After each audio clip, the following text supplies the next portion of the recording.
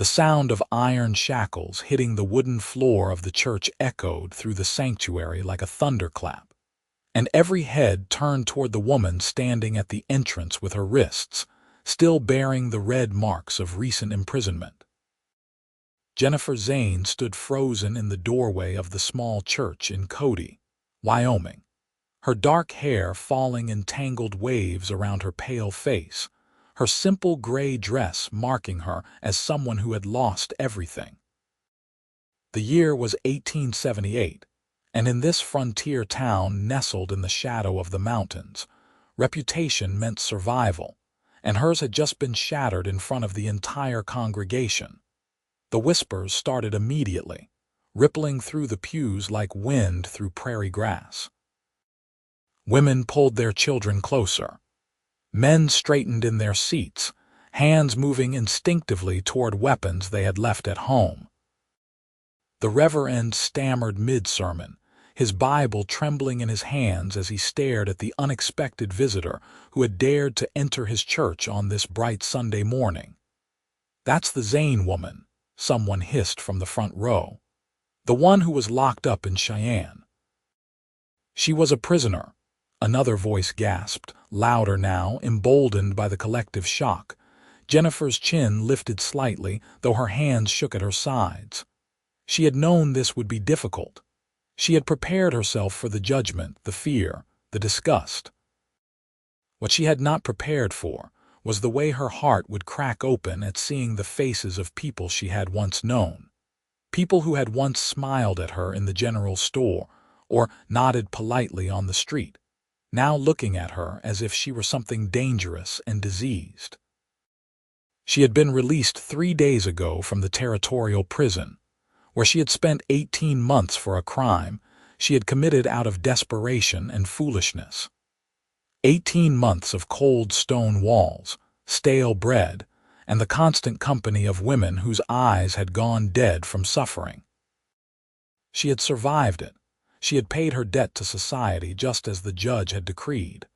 But standing here now, facing the living judgment of her community, she wondered if she would ever truly be free. "Get out," someone called from the middle of the church.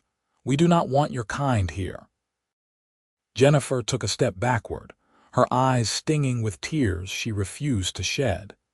She had walked 6 miles from the boarding house on the edge of town just to attend this service, just to prove to herself that she could still be part of decent society. She had been wrong.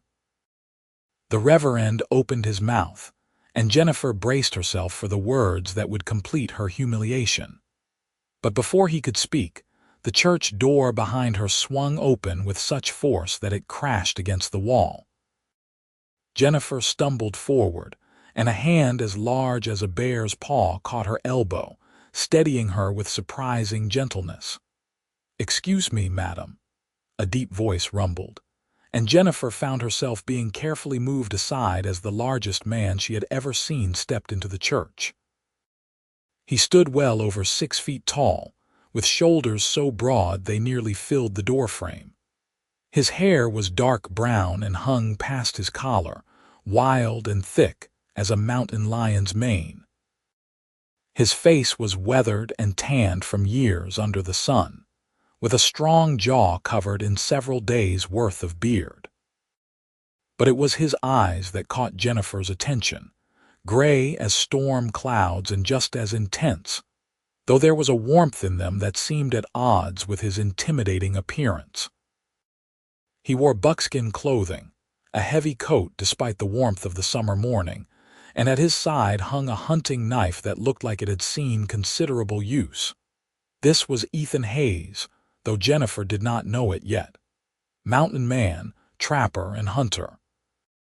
A man who spent most of his months alone in the high country, coming down to civilization only when necessary to trade his furs and resupply. A man who had little patience for the hypocrisies of town life and even less for cruelty. Ethan's gray eyes swept over the congregation, taking in the scene with an expression that grew harder with each face he studied. Then he turned that penetrating gaze on Jennifer, and she saw something unexpected there. Recognition, not of her personally, but of what she represented. Someone who had been cast out, someone who was being judged.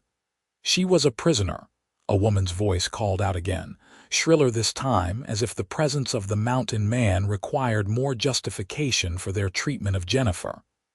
Everyone knows what she did. Ethan's jaw tightened, the muscles in his neck standing out like cords of rope. He took a step further into the church, his boots heavy on the wooden floor. When he spoke, his voice carried to every corner of the sanctuary, deep and resonant and absolutely unyielding. "She served her time," he said. The words fell like stones into still water, creating ripples that silenced every whisper. Not her soul. The church went completely quiet. Even the children stopped fidgeting. The reverend's mouth opened and closed like a landed fish. Ethan continued, his eyes moving from person to person, meeting each gaze until they looked away. "Last I checked, this was supposed to be a house of God, a place for sinners seeking redemption. Or did I misunderstand what Christianity means in these parts?" "Now see here," a man in a fine suit stood up from the front pew, his face flushing red. "We have standards in this community. We have to protect our families from criminal elements." "Criminal elements," Ethan repeated, his voice dripping with contempt. "This woman looks like she weighs about as much as a newborn calf. Real threatening." He crossed his arms over his massive chest, the movement causing his coat to pull back and reveal the impressive musculature beneath. "Any of you remember a man named Saul? Persecuted Christians before he became Paul. Or how about that woman they were going to stone, and Jesus said, 'Let he who is without sin cast the first stone'?" The man in the suit sputtered, but no words came out. The reverend had gone pale. "I have spent the last 8 months in the mountains," Ethan continued, his voice softer now but no less powerful. "Alone with nothing but the wind and the wolves for company. I came down here hoping to find some human decency along with supplies. Seems I might have been overly optimistic." He turned to Jennifer and his expression gentled considerably. "Madam, if you still have a mind to worship this morning, you are welcome to sit with me. Nobody here is going to bother you, I will make certain of that." Jennifer stared at him, unable to form words. This stranger, this wild-looking mountain man, was defending her when her own former friends and neighbors had turned their backs. Her throat closed up with emotion, and all she could manage was a tiny nod. Ethan offered her his arm with the courtly grace of a gentleman, though there was nothing refined about his appearance. Jennifer hesitated for only a moment before placing her small hand on his forearm, feeling the solid strength of him through the leather. Together they walked down the center aisle of the church, every eye following them, every mouth silent. They settled into a pew near the back, Ethan's bulk making the bench seem absurdly small. He sat with a straight back and his hands folded, as if daring anyone to comment. No one did. The reverend, after clearing his throat several times, resumed his sermon in a shaky voice, though Jennifer doubted anyone heard much of what he said. She certainly did not. She was too aware of the man sitting beside her, this unexpected champion who smelled of pine trees and wood smoke, and something wild that made her think of open spaces and freedom. When the service finally ended, the congregation filed out quickly, most people avoiding looking in their direction. The reverend stood at the door shaking hands, but his eyes kept darting nervously toward where Ethan and Jennifer remained seated. "Thank you," Jennifer finally managed to say, her voice barely above a whisper. "You did not have to do that." Ethan turned to look at her properly for the first time, and Jennifer felt the intensity of his gaze like a physical thing. Up close, she could see that his eyes were not pure gray but flecked with silver, like sunlight on water. There were fine lines at their corners, suggesting he smiled more than his serious expression might indicate. "Yes, I did," he said simply. "What they were doing was wrong. You do not even know me. You do not know what I did." "Do not much care," Ethan replied with a shrug of those massive shoulders. "You paid your debt. That should be the end of it. Besides," and here his expression softened, the corner of his mouth lifting slightly, "I have done plenty of things in my life that would not bear close scrutiny. Only difference is I never got caught and locked up for them." Despite everything, Jennifer felt a small smile tug at her lips. It felt strange, as if she had forgotten how. "I stole money from the family I worked for," she said, feeling compelled to be honest with this man who had shown her such unexpected kindness. "Not much, just enough to try to buy medicine for my sister. She was sick with fever and I was desperate. But she died anyway, and I still had to serve my sentence." Pain flickered across Ethan's face, quick as lightning but unmistakable. "I am sorry for your loss," he said quietly, "and sorry that the world is set up in such a way that a person has to steal to save someone they love." They sat in silence for a moment, the church empty now except for them. Dust motes danced in the sunlight streaming through the plain glass windows. "I am Ethan Hayes," he finally said, offering his hand. "Jennifer Zane," she replied, placing her much smaller hand in his. His palm was calloused and warm, his grip careful, as if he was very aware of his own strength and the fragility of others. "Pleased to meet you, Miss Zane, though I wish it had been under better circumstances."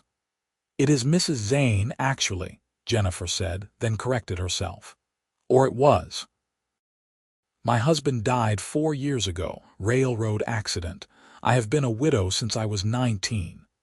"I am sorry," Ethan said again, and Jennifer could tell he meant it. "That is a heavy burden for someone so young." "How old are you?" Jennifer asked, then flushed. "Forgive me, that was forward." 29, Ethan replied without hesitation. "And I figure after what we just went through together, forward questions are acceptable. How old are you, if you do not mind me asking?" 23, Jennifer said, "though I feel considerably older most days." "I know that feeling," Ethan murmured. He stood then, his height seeming to fill the small church. "Miss Zane, I realize we have only just met, but I have a proposition for you." Jennifer's eyes widened, and Ethan quickly held up his hands. "Nothing improper, I swear it. I have a cabin about 15 miles northwest of here, up in the foothills. It is a good, solid place, and I have been thinking I need someone to mind it during the months I am out trapping. Keep it maintained, tend the garden I have been trying to get established. In exchange, you would have a safe place to live and a share of whatever provisions I bring in. It would be honest work, and you would not have to deal with the fine people of Cody looking down their noses at you." Jennifer's heart began to pound. It sounded too good to be true, which usually meant it was. Why would you offer that to a complete stranger? "How do you know I will not rob you blind the moment you leave?" Ethan's smile was genuine this time, transforming his stern face into something surprisingly appealing. "Because anyone who walks into a church full of people who hate her, just to worship in peace, has more courage than sense. And because you could have stayed silent about your crime, but you told me the truth even though I did not ask. That speaks well of your character, Mrs. Zane." "I could still say no," Jennifer pointed out, though part of her was already imagining it. A cabin in the mountains, away from judgmental eyes and whispered accusations. A chance to rebuild her life in peace. "You could," Ethan agreed, "and I would not hold it against you, but I hope you will not. I think we could help each other." Jennifer looked into those steady gray eyes and made her decision. She had nothing left to lose and perhaps something precious to gain. "All right," she said. "I accept your offer, Mr. Hayes." "Ethan," he corrected gently. If we are going to be living on the same property, we might as well be on a first-name basis. Ethan, Jennifer repeated, testing the name. It fit him, solid and strong. Then you must call me Jennifer. Jennifer, he said, and the way he pronounced it, slow and careful, made something warm unfurl in her chest. They left the church together, walking out into the bright Wyoming sunshine. The town of Cody spread out before them, nestled in the valley with the mountains rising like sentinels in the distance. It was beautiful country, wild and untamed, and Jennifer felt something shift inside her. Maybe here, in this hard land, she could finally be free. Ethan's horse was tied up outside, a large buckskin gelding that looked strong enough to carry his owner's considerable weight. There was no second horse, and Jennifer wondered how she was supposed to make the journey to his cabin. As if reading her mind, Ethan said, "Do you have belongings at the boarding house?" "Just one small bag," Jennifer admitted. "I do not own much anymore." "We will collect it, then head to the general store for some supplies." The trail to the cabin is not difficult, but it will take most of the day. You can ride behind me if that is acceptable. Jennifer had not been on a horse since before her imprisonment, but she nodded. That will be fine. The boarding house was on the outskirts of town, a shabby building that charged by the night and asked no questions about its residents' pasts. Jennifer's room was barely large enough for a narrow bed and a wash basin, and her single bag contained all her worldly possessions. 2 changes of clothes, a hairbrush that had belonged to her mother, a Bible with her sister's name written inside the cover, and the release papers from the prison. Ethan waited outside while she gathered her things, his presence a comfort even through the thin walls. When she emerged, bag in hand, he took it from her without a word and secured it to his saddle. The general store was a different experience than the church. The proprietor, a thin man with wire spectacles, eyed Jennifer with obvious distaste but said nothing while Ethan was there. Ethan purchased flour, salt, coffee, dried beans, and various other necessities with the easy confidence of someone who knew exactly what he needed. He also, Jennifer noticed, added a bolt of blue calico fabric to the pile, along with needles and thread. "You will need new dresses," he said matter-of-factly when he saw her looking. "That one you are wearing looks about worn through." Jennifer flushed but could not argue. The gray prison dress was thin and patched, and she had nothing better. "I can sew," she offered. "I used to be quite good at it." "Then you can earn your keep that way too," Ethan said with a nod. "I have shirts that need mending and buckskins that could use repair." The purchases loaded onto the horse, Ethan swung up into the saddle with effortless grace despite his size. He reached down a hand to Jennifer. "Put your foot on top of mine in the stirrup," he instructed. "I will pull you up." Jennifer did as he said, and found herself lifted with startling ease to sit behind the saddle. "Hold on around my waist," Ethan said. "The trail can get rough in places." Hesitantly, Jennifer wrapped her arms around him, feeling the solid wall of muscle beneath his coat. He was warm and steady, and when the horse started moving, she instinctively tightened her grip. They rode through Cody, and Jennifer kept her eyes straight ahead, ignoring the stares and whispers. Once they left the town behind, heading northwest toward the mountains, she felt herself begin to relax. The afternoon sun was warm on her back, and the rhythmic motion of the horse was almost soothing. "Tell me about the cabin," she said after they had ridden in silence for a while. "Built it myself about 5 years ago," Ethan replied, his voice carrying easily over the sound of hoofbeats. 2 rooms, a good stone fireplace, a covered porch. There is a creek about 50 yards away with clear water year-round. The garden is struggling because I am not there enough to tend it properly, but the soil is good, gets plenty of sun. It sounds lovely. Jennifer said honestly. It is peaceful, Ethan agreed. I like being away from people most of the time. They tend to complicate things. Yet you helped me today, a person. She felt more than saw his shrug. You needed help. That is different from enjoying society. Are you always this contrary, generally speaking? Yes. Jennifer surprised herself by laughing, the sound rusty from disuse but genuine. Well, I appreciate your contrariness, even if it is inconsistent. They rode higher into the foothills, the landscape changing around them. Pine trees grew thicker here, and the air grew cooler and fresher. Jennifer saw deer grazing in a meadow, their heads lifting to watch the horse pass. An eagle circled overhead, its cry echoing across the valley. It is beautiful up here, Jennifer breathed. Wait until you see it at sunset, Ethan said. The whole sky turns gold and purple, makes a man believe in something bigger than himself. Do you believe in God? Jennifer asked, thinking of his words in the church. I believe in something, Ethan said after a pause. Do not know that I hold with everything the church teaches, but I have seen too much wonder in this world to think it is all random chance. When you watch a mother bear with her cubs, or see how the seasons turn perfect as clockwork, you start to think there might be a plan to it all.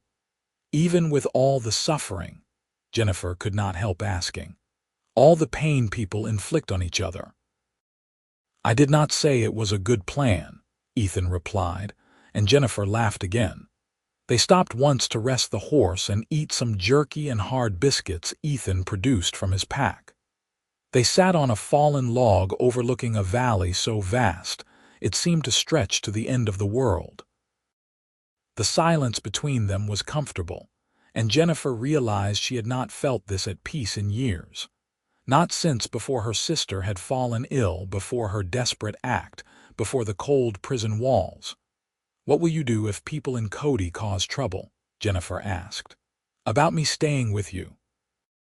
They will not, Ethan said with absolute certainty.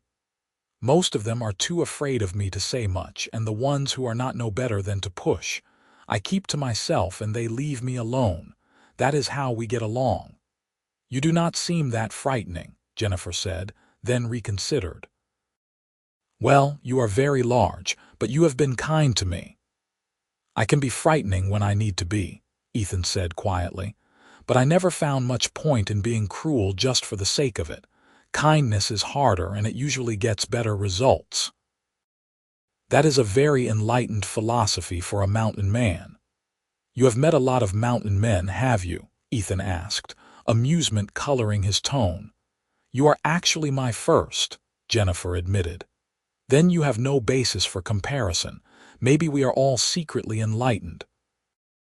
Somehow I doubt that, Jennifer said, smiling. They reached the cabin in late afternoon, just as the sun was beginning its descent toward the mountains. It sat in a small clearing surrounded by towering pines, exactly as Ethan had described it. The logs were weathered but solid, and the stone chimney rose straight and true. The covered porch ran the length of the front, and someone had carved decorative patterns into the support posts. Wildflowers grew in colorful profusion around the edges of the clearing, and the sound of running water told Jennifer the creek was nearby. Home, Ethan said simply, dismounting and then helping Jennifer down. Her legs were stiff from the long ride, and she stumbled slightly. Ethan steadied her with a hand on her elbow, waiting until she had her balance before releasing her. Let me show you around, he said, leading her toward the cabin. The inside was surprisingly neat for a bachelor's dwelling. The main room held a stone fireplace, a rough wooden table with 2 chairs, shelves lined with supplies, and a narrow bed built into one corner. Through a doorway, Jennifer could see a smaller room with another bed and a trunk. You will have the back room, Ethan said. I will sleep out here when I am here, which will not be often. Most of my trapping season is spent up in the high country and I have camps set up there. "This is all too much," Jennifer said, looking around. "You are giving me your home."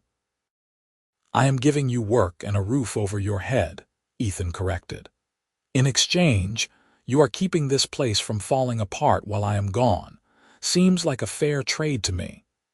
He showed her the garden behind the cabin, currently overrun with weeds but showing signs of what it could become.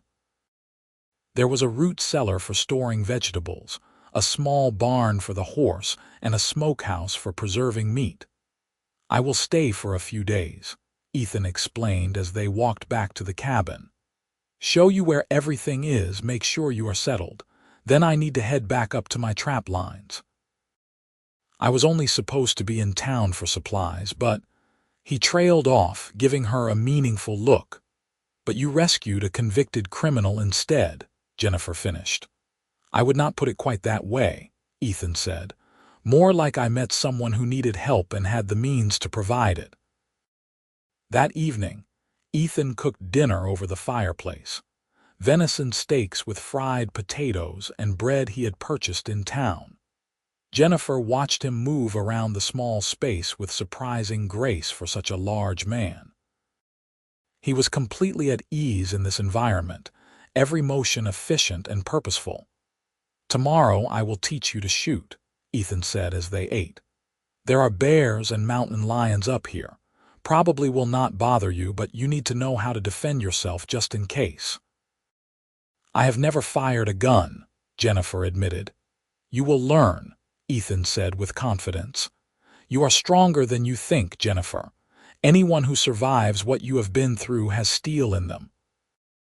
After dinner, they sat on the porch as the sun set, painting the sky in exactly the shades of gold and purple Ethan had promised.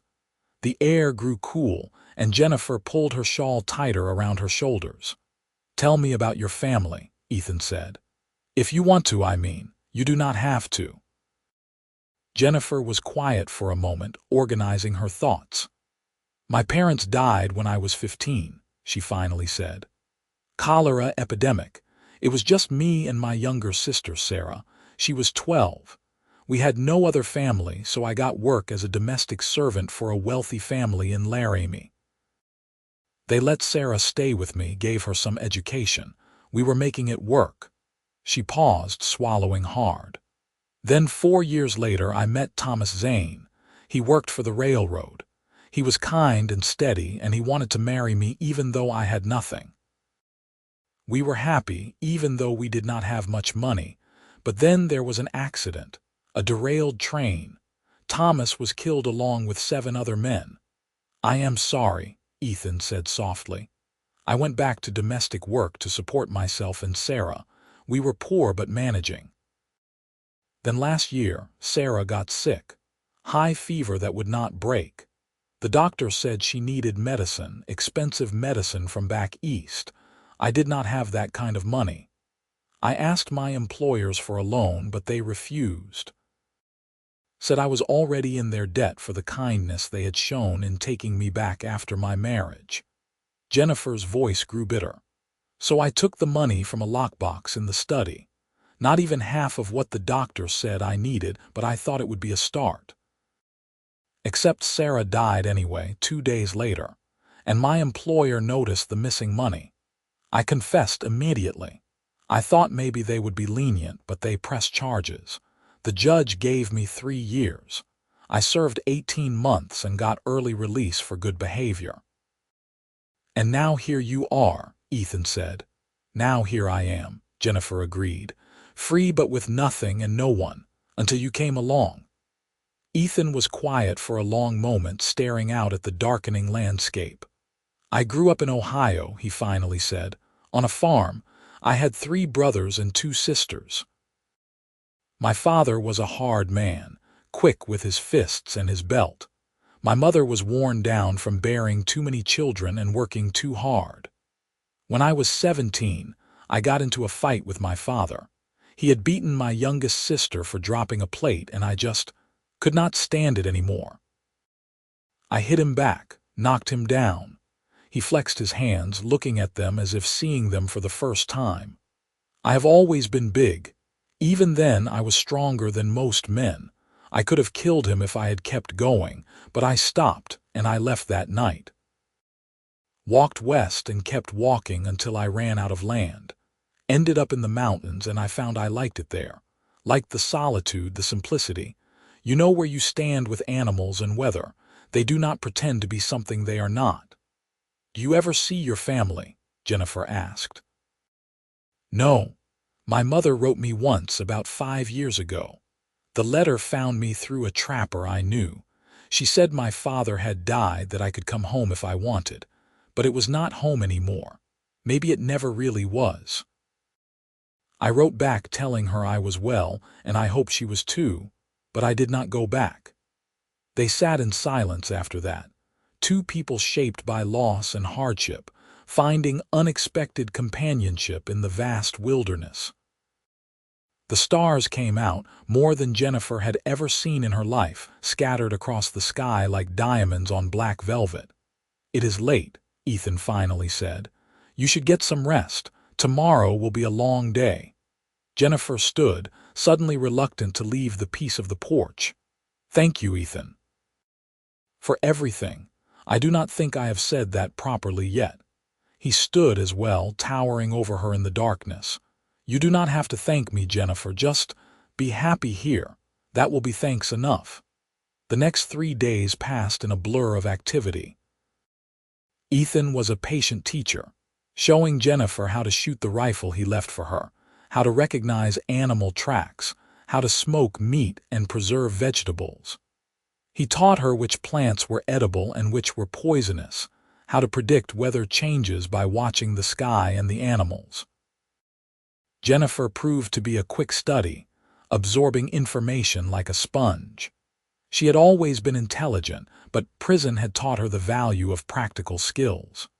She could already cook and sew, and now she was learning to survive in the wilderness.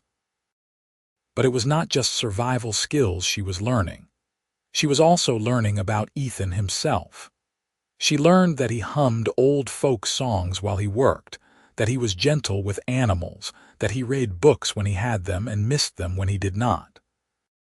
She learned that he laughed rarely, but when he did it was a deep, genuine sound that made her smile. She learned that despite his size and strength, he moved through the world with consideration, always aware of how much space he took up and careful not to crowd others. And she learned, much to her surprise, that she was attracted to him. It crept up on her gradually, an awareness that manifested in stolen glances and an increased consciousness of his presence. The way his muscles moved beneath his shirt when he chopped wood. The concentration on his face when he demonstrated how to clean the rifle. The unexpected gentleness of his large hands when he showed her how to handle the garden plants without damaging them. She told herself it was simply gratitude, a natural response to his kindness. But she knew, deep in her heart where she was always honest with herself, that it was more than that. It had been 4 years since Thomas died, 4 years since she had felt anything approaching attraction to a man. She had thought that part of her had died with her husband, buried under grief and hardship and the soul-crushing experience of prison. Apparently, she had been wrong. On the morning of the 4th day, Ethan prepared to leave for his trap lines. He packed supplies with practiced efficiency, his movements economical and sure. "I will be gone about 6 weeks," he said. "Maybe 8 if the weather turns bad. You have enough food to last and the rifle if you need meat. Do not hesitate to use it if a predator comes around. And Jennifer." He paused, looking at her with those steady gray eyes. "If you decide this is not for you, if you want to leave, there is money in the tin box on the top shelf. Take it and go wherever you want. No hard feelings." "I am not going to leave," Jennifer said firmly. "This is the best chance I have had in years. I am not going to squander it." Something that might have been relief flickered across Ethan's face. "Good," he said simply. Then, after a moment's hesitation, he reached out and touched her shoulder just briefly. "Be safe, Jennifer." "You too." she managed to say around the sudden tightness in her throat. She stood on the porch and watched him ride away, his broad back disappearing into the trees. The clearing felt absurdly empty without him, and Jennifer had to fight the urge to call him back. Instead, she squared her shoulders and turned to face the cabin. She had work to do. The first week alone passed quickly. Jennifer threw herself into the tasks Ethan had outlined, finding satisfaction in physical labor that had purpose and meaning. She weeded the garden ruthlessly, organized the cabin, and began sewing herself new dresses from the calico fabric. In the evenings, she sat on the porch and watched the sunset, thinking about her life and where she had ended up. It was peaceful here in a way she had not experienced since childhood. There were no guards shouting orders, no cellmates to navigate around, no hostile stares from townspeople. Just the wind in the trees, the chatter of squirrels, the occasional glimpse of deer at the edge of the clearing. But she also found herself lonely. She had not expected that. After 18 months of never being alone, of constant noise and presence of others, she had thought solitude would be a relief. And it was, mostly. But she also found herself talking to the horse, to the chickens Ethan kept in a small coop she had not noticed at first, even to the chipmunks that darted around the woodpile. And she thought about Ethan, more than she probably should. She wondered where he was, if he was safe, if he thought about her at all. She told herself she was being foolish, that he had simply been kind to someone in need and that was all. But her heart did not seem to care about logic. The second week brought a challenge. Jennifer was in the garden when she heard a sound that made her blood run cold, the huffing grunt of a bear. She froze, her heart hammering, and slowly turned her head. At the edge of the clearing stood a black bear, medium-sized but still massive from Jennifer's perspective. It was sniffing the air, clearly having caught the scent of something interesting. Probably the smoked venison hanging in the smokehouse. Jennifer remembered Ethan's instructions. Do not run, make yourself look large, make noise, back away slowly. She stood up, raising her arms above her head. "Hey, bear," she called, her voice shaking only slightly. "Go on now, get out of here." The bear's head swung toward her, and for a long, terrible moment they stared at each other. Then Jennifer clapped her hands together as loud as she could and shouted, "Go on." The bear huffed again, seemed to consider its options, and then turned and ambled back into the forest. Jennifer stood frozen for a full minute after it disappeared, then ran for the cabin and the rifle. She spent the rest of the day on high alert, but the bear did not return.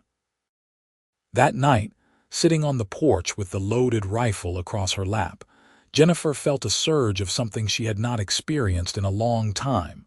Pride. She had faced down a bear and lived. She had protected Ethan's property and herself. She was not the helpless, broken woman who had walked out of prison. She was becoming someone new, someone stronger. The weeks passed. Jennifer fell into a rhythm, her days full of tasks that left her pleasantly tired by evening. The garden began to flourish under her care, producing vegetables that she carefully tended and harvested. She mended every piece of clothing she could find, then started making curtains for the cabin windows because it seemed like a nice touch. She explored the area around the cabin, always staying within earshot but learning the landscape, and she waited for Ethan to return. It was 7 weeks after he had left when she heard the sound of hoofbeats approaching the cabin. Jennifer was hanging laundry on a line she had strung between 2 trees, and her heart leaped into her throat. She told herself it might not be him, that it could be anyone, but somehow she knew. She turned, and there he was, riding into the clearing on his buckskin gelding. He looked thinner than when he had left, his face more weathered, but his eyes lit up when he saw her. He dismounted with that same easy grace and stood there, just looking. "Hello, Jennifer," he said, and she heard something in his voice that had not been there before. Warmth. Gladness. Something that made her heart race. "Hello, Ethan," she replied, suddenly shy. "Welcome home." He looked around the clearing, taking in the tidy garden, the neat woodpile, the curtains visible in the cabin windows. "You have been busy," he observed. "I told you I could earn my keep," Jennifer said, pleased that he had noticed. Ethan walked toward her, leading his horse. Up close, she could see the exhaustion in his face, the way his shoulders sagged slightly. "Did you eat properly while you were gone?" she asked, unable to help herself. "You look like you lost weight." "I ate enough to keep going," Ethan said. "Living rough is not conducive to regular meals, but I am looking forward to whatever you might have cooking." "I have venison stew in the pot," Jennifer said, "and fresh bread I made this morning." "Come inside, you should rest." She took charge then, in a way that surprised them both. She heated water for him to wash, served him a generous portion of stew, and fussed over him in a way that was partly practical and partly because she could not seem to help herself. Ethan submitted to her ministrations with good grace, seeming content to just sit and watch her move around the cabin. "Tell me everything," he said finally. "How was it? Any trouble?" Jennifer told him about the weeks he had been gone, including the encounter with the bear. Ethan's expression grew serious when she described that incident. "You did exactly right," he said when she finished. "That must have been terrifying, but you handled it perfectly. I am proud of you, Jennifer." The words hit her with unexpected force. When was the last time someone had said they were proud of her? She could not remember, certainly not since before her arrest. She felt her eyes sting with tears and turned away, pretending to busy herself with the dishes. "The cabin looks wonderful," Ethan continued, either not noticing her emotional reaction or politely ignoring it. "Better than it ever has. And those curtains are a nice touch. Makes it feel more like a real home." "I wanted it to be welcoming when you came back," Jennifer said softly. There was a pause, and when she turned around, Ethan was looking at her with an expression that made her breath catch. "It is," he said quietly, "very welcoming." That night they sat on the porch as they had that first evening, watching the stars come out, but something had shifted between them. The easy companionship was still there, but underneath it was something else, something neither of them was quite ready to name. "How long do you have before you go back out?" Jennifer asked, trying to keep her voice casual. "A few days," Ethan said. "I need to cure the pelts I brought back, resupply. Then I will head back up for another round before the snow comes." "When does it snow here?" "Can start as early as October," Ethan said. "Though usually it is November. Once the heavy snows come, I move back here for the winter. The high country is too dangerous then." "So you will be here all winter?" Jennifer asked, her heart doing strange things in her chest. "If that is acceptable to you," Ethan said carefully. "I know you have gotten used to having the place to yourself." "It is more than acceptable," Jennifer said quickly. "I mean, it is your home, and I—" She trailed off, not sure how to finish that sentence. "And you what?" Ethan prompted gently. "I missed you," Jennifer admitted, her voice barely above a whisper. "I did not expect to, but I did." In the darkness, she heard Ethan take a sharp breath. "I missed you too," he said after a moment. "I kept thinking about whether you were safe, whether you were happy here. I had to force myself not to come back earlier just to check on you." "I was safe," Jennifer assured him. "And yes, I was happy. I am happy. This is the first time in years that I have felt like I had control over my own life." "Good," Ethan said, and she could hear the smile in his voice. "That is all I wanted for you." They sat in comfortable silence for a while, and then Jennifer gathered her courage. "Ethan, why did you really help me that day in the church? You said it was because it was the right thing to do, but it was more than that, was it not?" Ethan was quiet for so long that Jennifer thought he might not answer. Finally, he spoke. "When I was 19, I knew a girl in a town near the mountains. She was sweet and kind, and I thought maybe I could make a life with her. But then people found out about my past, about how I had hit my father and run away. They decided I was dangerous, violent. They drove me out of town, told me if I came back they would have me arrested. The girl believed them. She looked at me like I was a monster." He paused, and Jennifer could hear the old pain in his voice. "I learned then that people see what they want to see. They judge based on fear and rumor, not on truth. So when I saw you standing in that church, with everyone looking at you like you were something evil, I saw myself. Someone who made mistakes, someone who was trying to do better, but someone who was being defined by their worst moment instead of their whole life." "Oh, Ethan," Jennifer breathed. "So yes, I helped you because it was right, but I also helped you because I understood. And because I thought maybe, if I could help you, it would somehow make up for all the times people should have helped me and did not." Jennifer stood up and moved to stand in front of him. In the starlight, his face was a study in shadows and angles, beautiful in its masculine strength. "You are not a monster," she said fiercely. "You are one of the best men I have ever known, and that girl was a fool to let you go." Ethan looked up at her, and even in the darkness she could see the intensity in his eyes. "Jennifer," he said, his voice rough, "I need to tell you something. These weeks I was gone, I could not stop thinking about you. Not just worrying about you, but thinking about you. About your smile and your strength, and the way you face the world even when it has been cruel to you. I know it has not been long since we met, and I know you have been through hell, but I—" He stopped, seeming to struggle with the words. "But you what?" Jennifer whispered, her heart pounding so hard she thought he must be able to hear it. Ethan stood, towering over her, close enough that she could feel the warmth radiating from his body. "But I think I am falling in love with you," he said simply. "And I needed to tell you that, even though I have no right to. Even though you might not feel the same way, I just needed you to know." Jennifer stared at him, her mind reeling. Part of her wanted to deny it, to protect herself from potential hurt. But a larger part, the part that had been slowly coming back to life over these past weeks, wanted to be brave, wanted to reach for happiness even if it might not last. "I think I am falling in love with you too," she said, and watched wonder dawn across his face. "I did not want to. I thought I was done with love after Thomas died. But you make me feel alive again, Ethan. You make me feel like maybe I deserve good things after all." "You deserve everything good," Ethan said fiercely. "You deserve happiness and peace and joy and every damn good thing this world has to offer."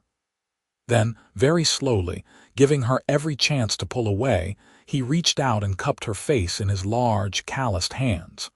"Can I kiss you?" he asked, his voice barely above a whisper. "Yes," Jennifer breathed, and then his lips were on hers. It was nothing like kissing Thomas had been. Thomas had been sweet and gentle, almost tentative. Ethan kissed like he did everything else, with complete focus and intensity, as if Jennifer was the only thing in the world that mattered. His lips were warm and firm, moving against hers with a confidence that made her knees weak. One of his hands slid into her hair while the other moved to the small of her back, pulling her closer against his solid warmth.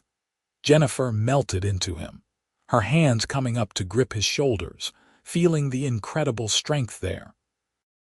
She could feel the restraint in him, the careful control he was maintaining, as if he was afraid of overwhelming her.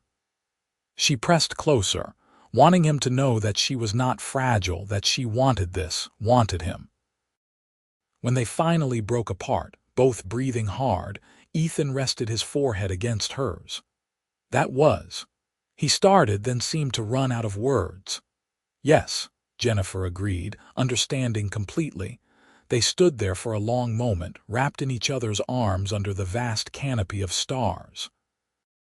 Jennifer felt safe in a way she had not since childhood, protected and cherished and valued.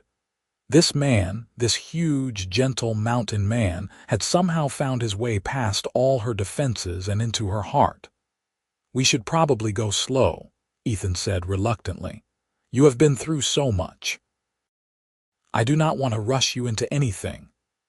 "I appreciate that," Jennifer said, though part of her wanted to argue that she knew her own mind. But he was right. It had only been a few months since her release from prison, and her emotions were still raw in places. "But I do not want to pretend this is not happening. I do not want to go back to the way things were before." "Neither do I," Ethan assured her. "How about this? I court you properly. We spend time together, we talk, we figure out if this is real or just the product of unusual circumstances." "I think it is real," Jennifer said softly, "but I am willing to take our time to be sure." They sealed the agreement with another kiss, this one softer and sweeter, full of promise rather than urgency. The next few days were both wonderful and frustrating. Ethan was true to his word about courting her properly, treating her with a combination of affection and respect that made Jennifer's heart swell. He told her stories about his years in the mountains, about close calls with grizzly bears and harsh winters survived by sheer stubbornness. He asked about her life before prison, and she found herself telling him things she had not spoken about in years. Her parents, her happy childhood, her dreams for the future that had been derailed by tragedy after tragedy. They worked side by side during the day, tending the garden and the animals, preparing for winter. Ethan showed her how to split logs properly, and Jennifer taught him a more efficient way to organize the supplies in the cabin.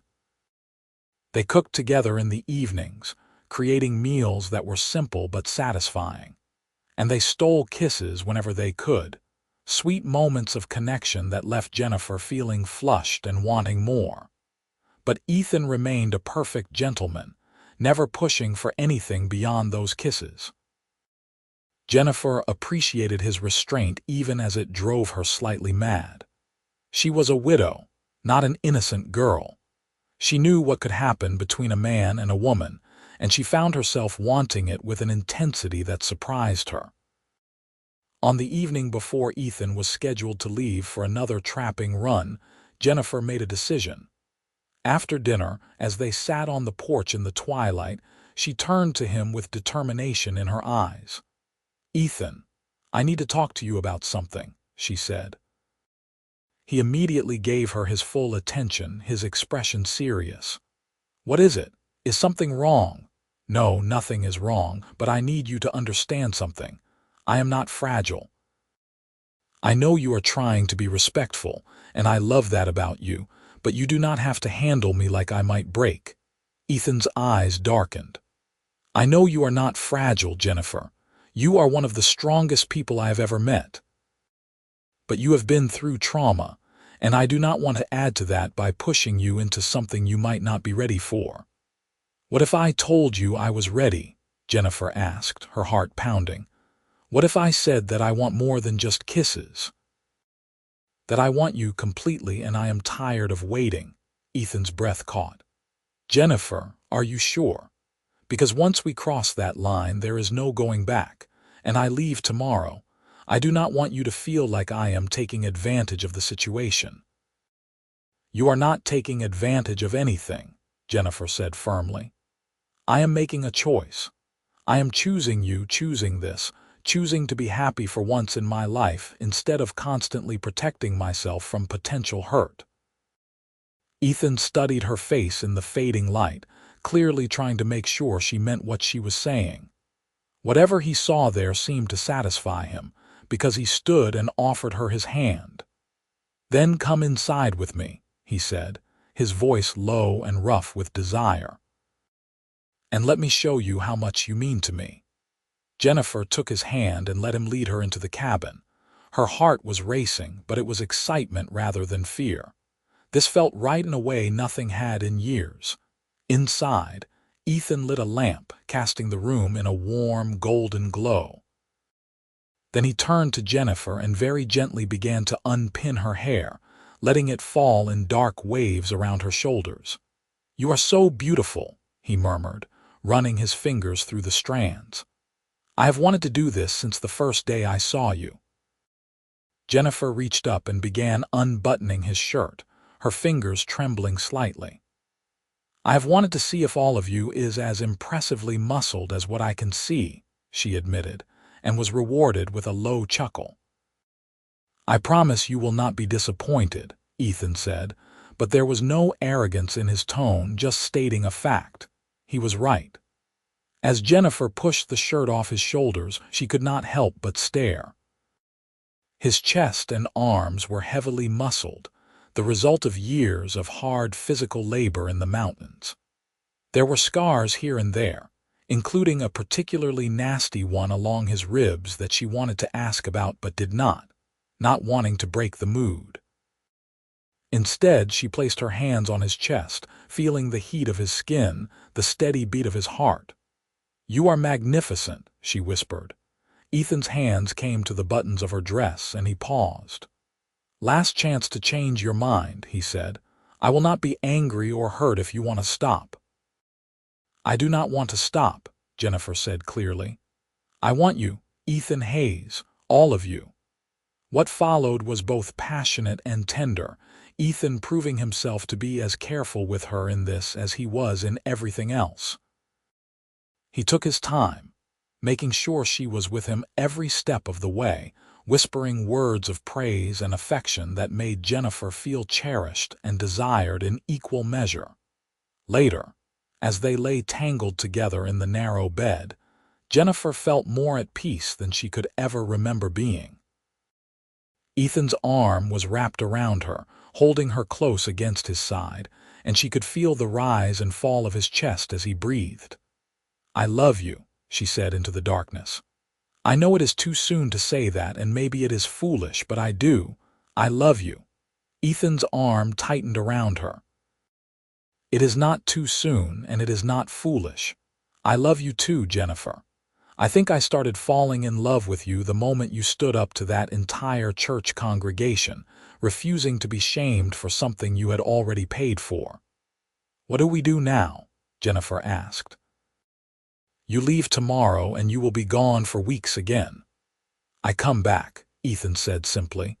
"And when I do, we figure out the rest. But Jennifer, I need you to know something. What happened tonight changes things for me. You are not just a woman I am helping anymore. You are mine if you will have me. And that means when I get back, I want us to make this permanent. I want to marry you." Jennifer's breath caught. "Are you proposing to me?" "Not officially, not yet," Ethan said. "When I propose, it will be proper with a ring and everything. But I am telling you my intentions. So you have time to think about whether you want to tie yourself to a mountain man who will never be civilized and who will probably drive you mad half the time." Jennifer smiled in the darkness. "I do not want civilized. I want you, exactly as you are. And yes, when you ask me properly, my answer will be yes." She felt Ethan's chest rumble with quiet laughter. "Good. That is settled then. Now get some sleep. Tomorrow will be hard enough without you being exhausted." Jennifer wanted to argue that she was not tired, but the combination of physical satisfaction and emotional contentment was making her drowsy. She snuggled closer to Ethan's warmth and let sleep claim her.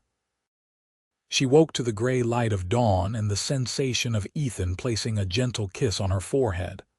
"I have to go," he said softly, "but I will be back before the first snow, I promise." Jennifer sat up, clutching the blanket to her chest.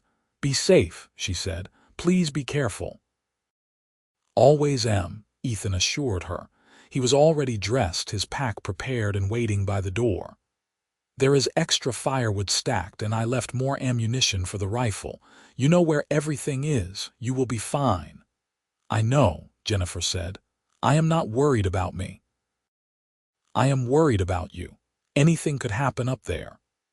Ethan crossed back to the bed and cupped her face in his hands. I have been doing this for 10 years, Jennifer. I know what I am doing, and now I have even more reason to be careful because I have you to come back to." He kissed her then, long and deep, and Jennifer poured all her feelings into it, everything she could not quite put into words. When he finally pulled away, his eyes were bright with emotion. "I love you, remember that." "I love you too," Jennifer whispered. "Come back to me." "Nothing on this earth could stop me," Ethan promised. Then he was gone and Jennifer was alone again. But this time the solitude felt different. She was not just surviving anymore. She was waiting, building a life that would be ready for Ethan when he returned. The weeks that followed tested Jennifer in ways she had not expected. The weather turned colder, and she spent her days preparing for winter, harvesting the last of the garden, bringing in wood, checking and rechecking the cabin for drafts. She hunted with the rifle, successfully bringing down a deer that she carefully butchered and preserved, feeling a fierce sense of pride in her growing competence. But the nights were long and lonely. She missed Ethan with a physical ache, worried about him constantly. The first snow came in early November, a light dusting that made everything beautiful but also reminded Jennifer that Ethan had promised to be back before the heavy snows. When another week passed with no sign of him, she began to truly worry. It was on a cold afternoon in mid-November when she heard something that made her heart leap. Hoofbeats, multiple horses, approaching the cabin. She grabbed the rifle and went to the door, prepared to defend herself if necessary. But the lead rider was Ethan, and Jennifer's knees went weak with relief. She set the rifle down and ran out into the cold without even grabbing a coat. Ethan dismounted in one smooth motion and caught her as she threw herself at him, lifting her off her feet with ease. "You are back," Jennifer said against his shoulder, not caring that her voice was thick with tears. "I was so worried. You were gone longer than you said." "I know, I am sorry," Ethan said, holding her tight. "There was early snow in the high country and I had to take a longer route back.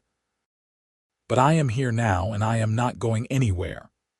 Jennifer pulled back enough to look at his face and saw that he was not alone.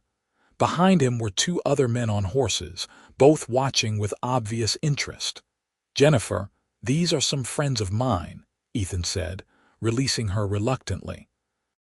"This is Marcus Webb and his brother Isaac. They trapped the territory north of mine. Gentlemen, this is Jennifer Zane." The two men tipped their hats politely. Marcus, the older of the two, had a friendly face with laugh lines around his eyes.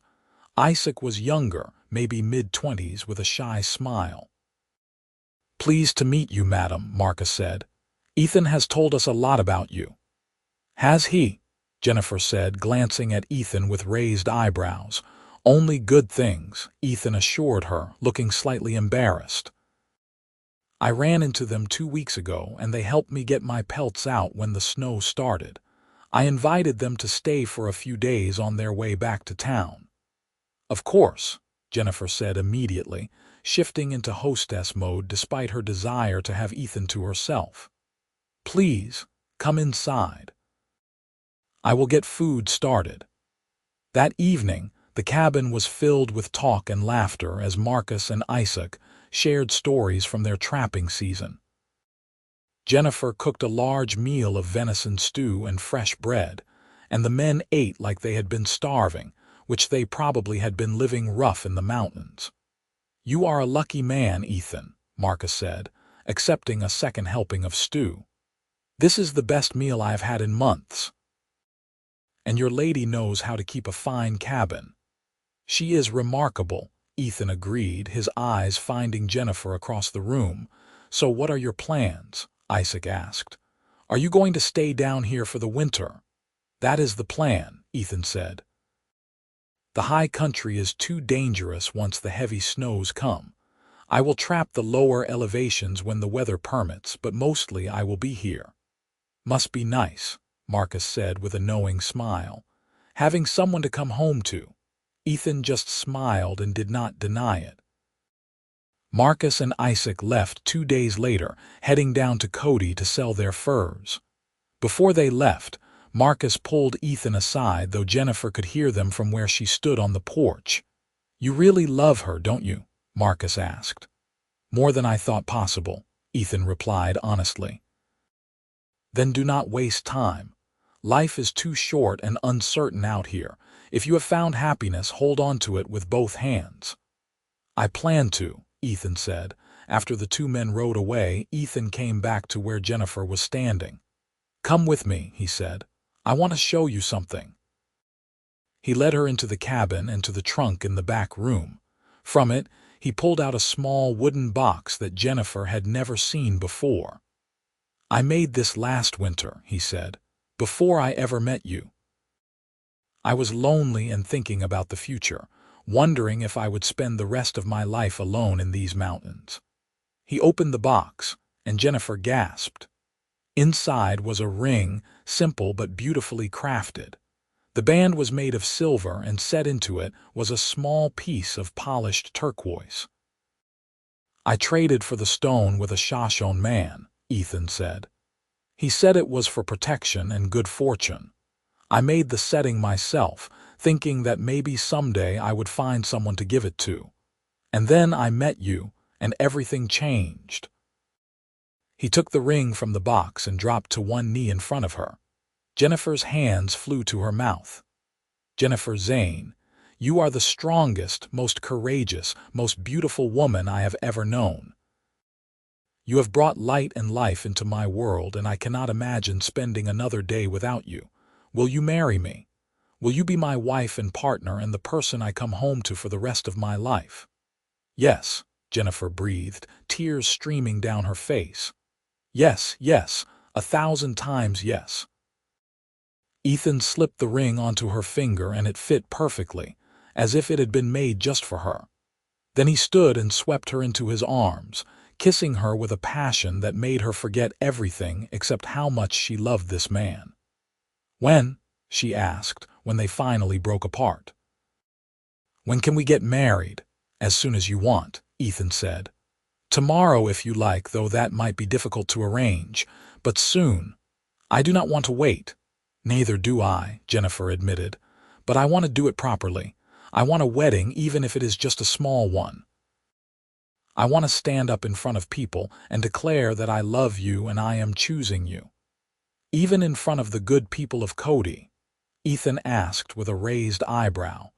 "Especially in front of the good people of Cody," Jennifer said fiercely. "I want them to see that I am not defined by my past, that I have a future and it is beautiful." Ethan smiled, that rare, genuine smile that transformed his whole face. "Then that is what we will do. We will go to town and we will be married in the church where we met. And anyone who has a problem with it can take it up with me."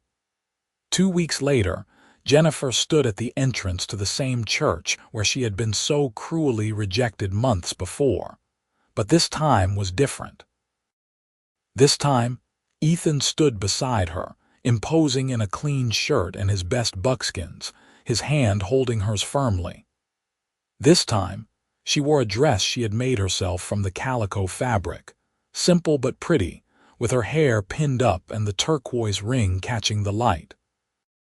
The reverend had been reluctant to perform the ceremony, but one look at Ethan's expression had convinced him it was in his best interest to agree. The church was not full, but there were people there. Marcus and Isaac had come, along with a few other trappers who knew Ethan. The storekeeper was there with his wife, more out of curiosity than support, Jennifer suspected. And standing near the front was an elderly woman Jennifer had never seen before, who smiled at her encouragingly. As they walked down the aisle, Jennifer heard the whispers start. But this time, Ethan stopped and turned to face the congregation.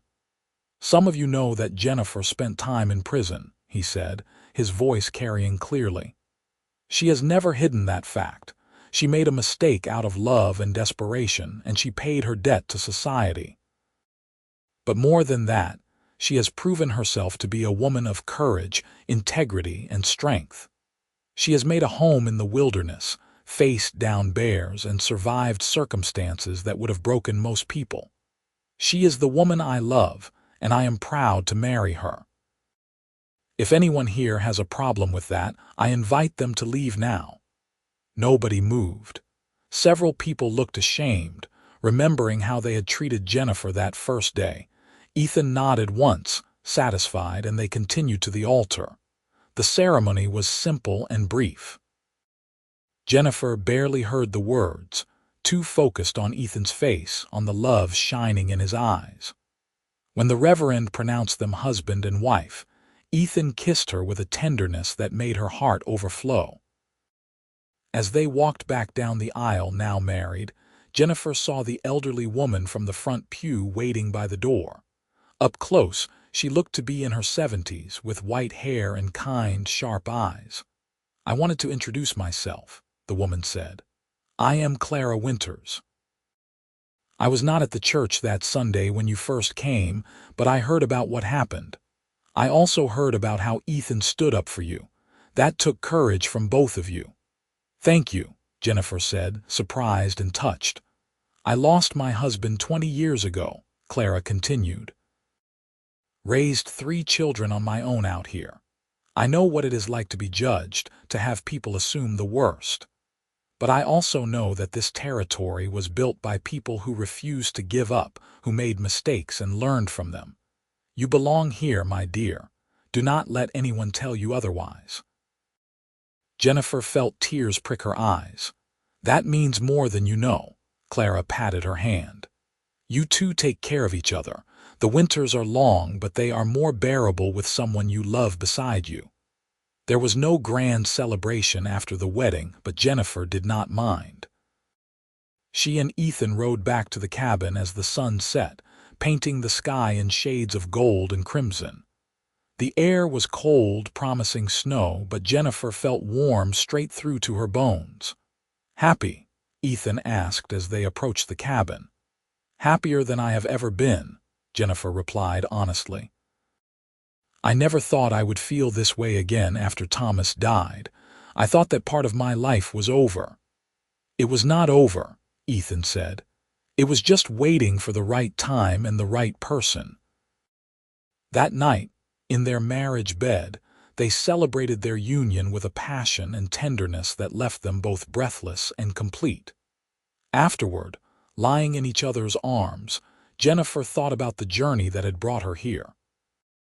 The loss, the desperation, the prison cell, the humiliation in the church.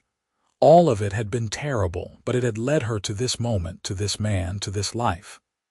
"I would not change anything," she said into the darkness. "Even the hard parts, because they brought me to you." "I was thinking the same thing," Ethan murmured, his hand stroking her hair. "Every choice I made, every hard winter, every moment of loneliness, it was all leading me here." "Do you think we were meant to find each other?" Jennifer asked. "I think we were 2 people who were brave enough to be kind when the world told us not to be," Ethan said. "And sometimes that is better than destiny. It is choice, pure and simple. And I choose you, Jennifer Hayes. Every day for the rest of my life I choose you." "And I choose you," Jennifer whispered, her heart so full she thought it might burst. The winter that followed was the happiest Jennifer had known. The heavy snows came in December, blanketing the world in white and confining them to the cabin and its immediate surroundings. But Jennifer did not mind the isolation. She and Ethan created a world of their own, cozy and warm despite the cold outside. They established routines. Ethan would chop wood and tend to the horse and the chickens while Jennifer cooked and maintained the cabin. In the afternoons, they would read together from the small collection of books Ethan owned, taking turns reading aloud by the fireplace. In the evenings, they would talk for hours about everything and nothing, learning each other's minds as thoroughly as they had learned each other's bodies. Ethan taught Jennifer to snowshoe, and on clear days they would trek through the white landscape. Jennifer marveling at the pristine beauty of the winter mountains. He showed her animal tracks in the snow, taught her to read the signs of wildlife passing through. She felt herself becoming part of this wild place, no longer a visitor but someone who belonged. In turn, Jennifer taught Ethan things he had never learned, growing up rough and spending years alone. She taught him the pleasure of a properly organized home, the satisfaction of wearing clothes that fit well and had been mended with care. She read to him from books with expression and emotion, bringing stories to life in a way he had never experienced. And she showed him every day what it meant to be loved unconditionally by someone who saw all of him and valued it. "I am becoming civilized," Ethan joked one evening as Jennifer finished mending a tear in his best shirt. "Next thing you know, I will be wearing a suit and working in town." "Do not you dare," Jennifer replied immediately. "I love you exactly as you are, wild and free and strong. That is the man I married." "Good," Ethan said, pulling her into his lap, "because I have no intention of changing. Though I must admit, having curtains and properly mended clothes is not as bad as I thought it would be." "Shocking," Jennifer said dryly. "Who knew that basic comfort could be pleasant?" They were still laughing when Ethan's expression suddenly turned serious. "Jennifer, I want to talk to you about something." "That sounds ominous," Jennifer said, searching his face with concern. "Is something wrong?" "No, nothing wrong, but I have been thinking about the future, about our future." He paused, seeming to gather his thoughts. "I know you lost your sister, that you do not have family anymore. And I know we have not discussed this, but I want you to know that I would like to have children. Someday, when you are ready. I want to fill this cabin with noise and laughter. I want to teach our children about the mountains, and I want them to learn your strength and courage."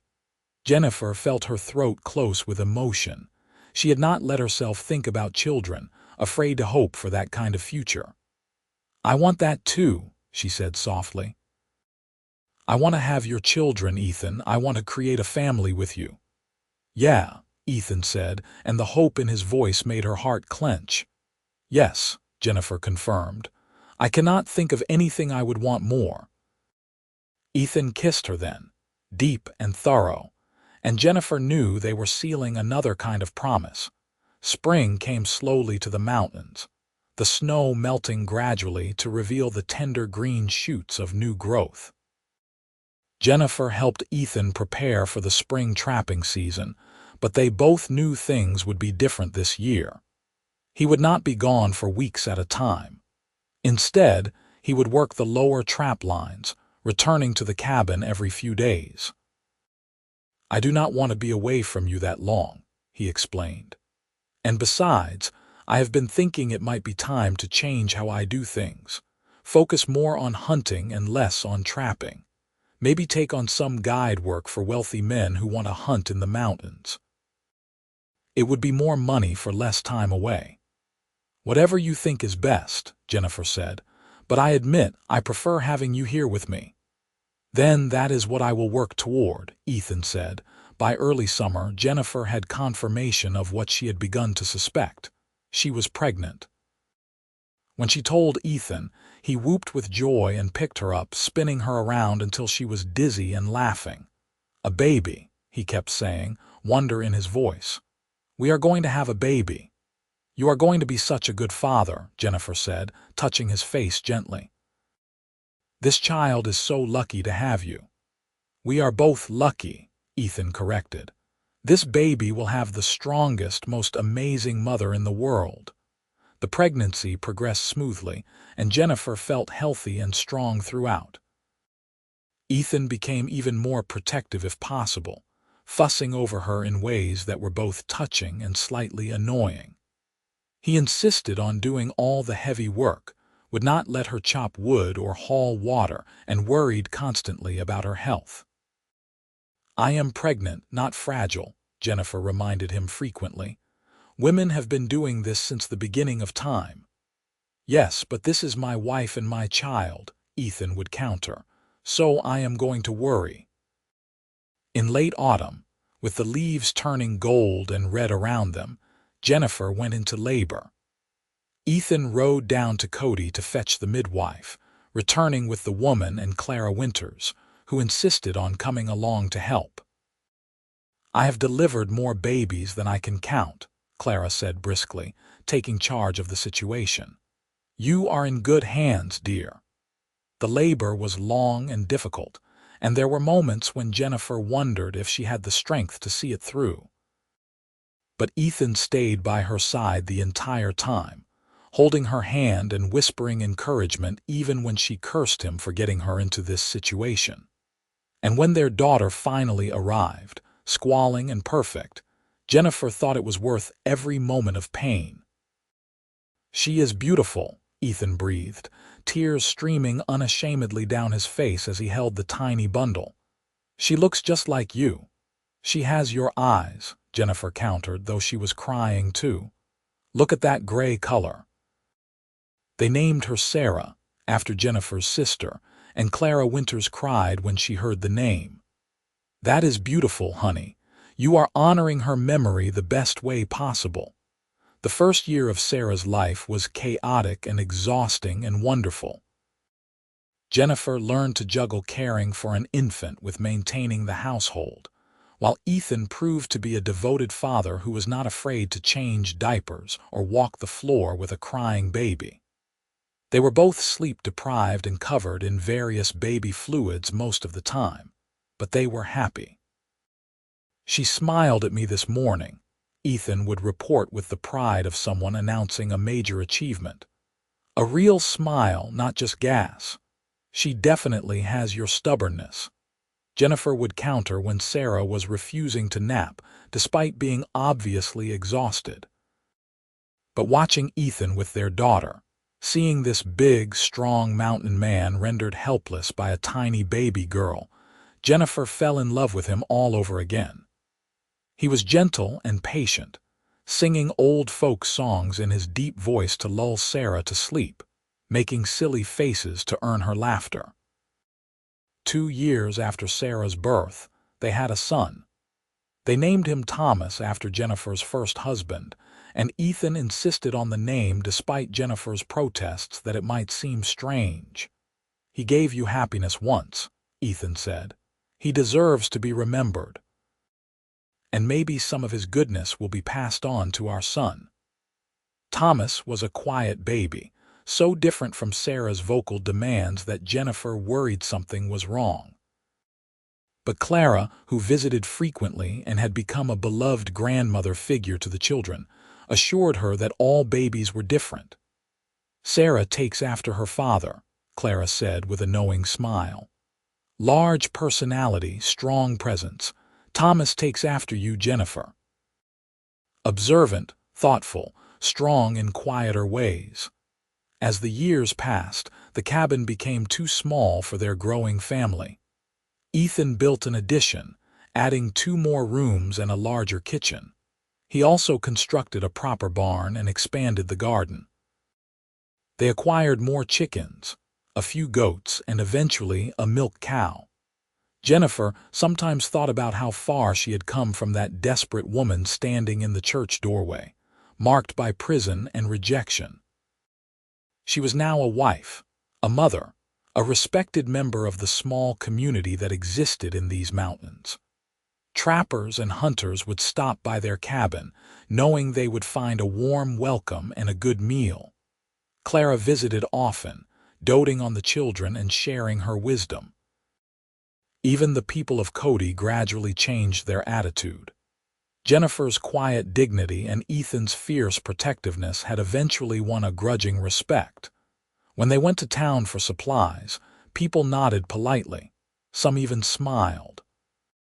The children, innocent of their mother's past, were welcome to play with other children their age. On Sarah's 5th birthday, as Jennifer watched her daughter run through the meadow near the cabin, Thomas toddling after her, Ethan came up behind her and wrapped his arms around her waist. "Happy?" he asked, as he had so many times over the years. So happy I can hardly believe it sometimes, Jennifer replied, leaning back against his solid strength. Sometimes I wake up and think it must be a dream, that I am still in that cell, imagining all of this. It is real, Ethan assured her, kissing the top of her head. All of it. The good and the hard and everything in between. We built this life together, Jennifer, you and me. Best decision I ever made, Jennifer said, walking into that church, refusing to be ashamed. If I had not been there that day, we would never have met. I would have found you somehow, Ethan said with conviction. We were always meant to be together. As the sun set over the mountains, painting the sky in brilliant colors, Jennifer reflected on the strange journey that had brought her to this moment. She had been a prisoner, locked away for a crime born of desperation and love. She had been judged and rejected by people who saw only her mistakes. But she had also been saved by a man who saw past her worst moment to the person she really was. She had served her time. But as Ethan had said in that church all those years ago, she had never lost her soul. It had been battered and bruised, hidden away for protection, but it had never been destroyed. And here in these wild mountains with this incredible man and their beautiful children, it had finally been allowed to bloom again. I love you, she said, turning in Ethan's arms to look up at his face, still as handsome to her as the day they met. Thank you for seeing me when everyone else looked away. I love you too, Ethan replied, his gray eyes soft with emotion. Thank you for trusting me enough to take a chance. Thank you for giving me a family and a purpose beyond just surviving. You made me whole, Jennifer. They stood there as the children played, as the stars began to emerge in the darkening sky, as the cool mountain breeze carried the scent of pine and wildflowers. Two people who had been broken by life, who had found each other when they needed it most, who had built something beautiful from the ruins of their pasts. Years later, when Sarah and Thomas were grown with children of their own, when Ethan's hair had gone silver and Jennifer's face showed the lines of a life well lived, they would still sit on that porch and watch the sunset. And Ethan would still ask, "Happy?" And Jennifer would still reply, "More than I ever dreamed possible," because she had served her time, but she had never surrendered her soul. And in the end, that had made all the difference. She had found love in the wilderness, redemption in the mountains, and a family that stretched beyond blood to include everyone who had been willing to see past judgment to the person beneath. She had found home, not in a place, but in the arms of a man who valued courage over perfection, strength over compliance, and love over all else. Their story became legend in those mountains, passed down through generations. The story of the mountain man who had stood up to an entire church to defend a convicted criminal. The story of the woman who had refused to let her past define her future. The story of a love that had been forged in hardship and tempered by time into something unbreakable. And sometimes, on quiet evenings when the wind whispered through the pines, you could almost hear Ethan's voice echoing across the years. She served her time, not her soul. A reminder that redemption is always possible, that people are more than their worst moments, and that love, when it is real and true and brave, can heal even the deepest wounds. Jennifer Hayes, née Zane, lived to be 83 years old, surrounded by children, grandchildren, and great-grandchildren. Ethan lived to be 89, still strong and vital until the very end. They were buried side by side on a hillside overlooking their cabin, beneath the vast Wyoming sky they had loved so much. And on their shared headstone, Sarah and Thomas had carved a simple inscription. She served her time, not her soul. He saw her worth, not her past. Together, they built a love that transcended judgment and became legend. It was, everyone agreed, a perfect summary of a perfect love.